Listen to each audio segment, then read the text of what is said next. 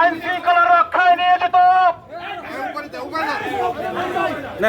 যারা ছাত্র জনতার বুকে গুলি চালিয়েছেন,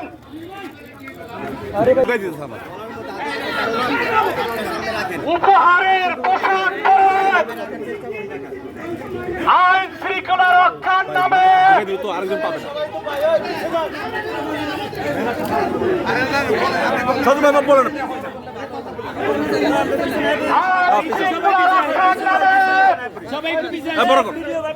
যে সমস্ত পুলিশ সাদা পোশাকে আমার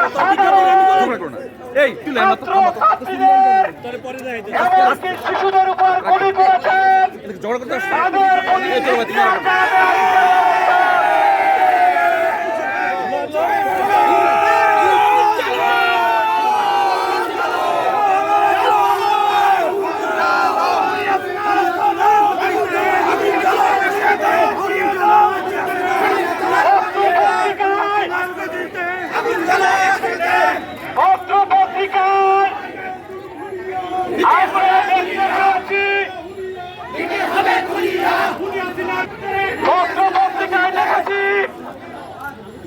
এ পর্যন্ত 266 জন নিহত হয়েছে।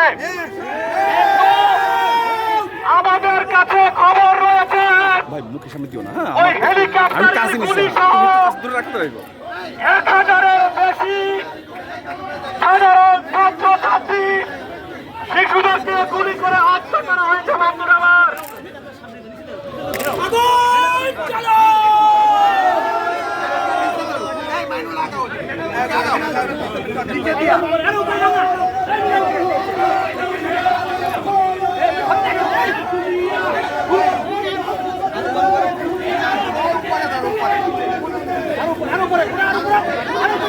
সারা বাংলাদেশে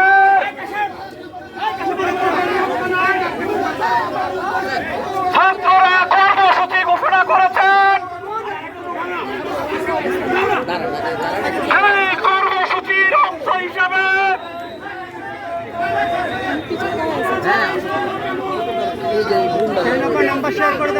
আমরা অভিভাবক হিসাবে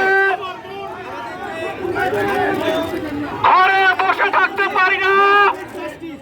তাই সকল আইনজীবীরা আজকে ঐক্যবদ্ধভাবে তাদের আন্দোলনের প্রতি সমর্থন জানিয়ে রাজপথে নেমে এসেছি। বন্ধুরা, এখানে অনেক পুলিশ ভাইকে দেখতে পাচ্ছি।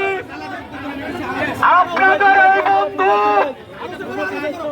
মিনিস্টার মঈনুদ্দিন বলেছেন তার সন্তান যখন হাতে, তিনি দুঃখ করে বলেছেন তার একজন মানুষকে গুলি করতে কত গুলি লাগে। বন্ধুরা আমার, আমি অনেক পুলিশ ভাইদের চোখে পানি দেখতে পাচ্ছি।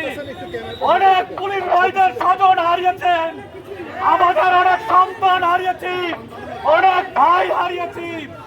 এই অবস্থা চলতে থাকলে আজকে পুলিশ ভাইরা আইন শৃঙ্খলা রক্ষা যারা নিয়োজিত রয়েছেন তারা জনগণের সরাসরি শত্রু হিসেবে গণ্য হবে।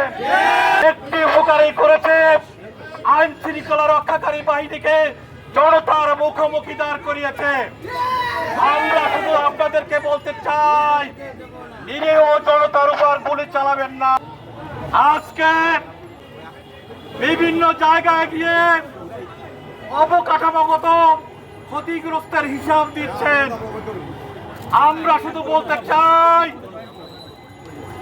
আপনি ওই পুরা বাড়ি সংস্কার করতে পারবেন, সেতু ভবন সংস্কার করতে পারবেন, কিন্তু যে পুলিশ ভাইয়ের সন্তান হারিয়েছে, যে মা বাবা তার সন্তান হারিয়েছে, যে বোন তার স্বামী হারিয়েছে, তার ঋণ বা তার ক্ষতিপূরণ আপনি কোনোদিন দিতে পারবেন না।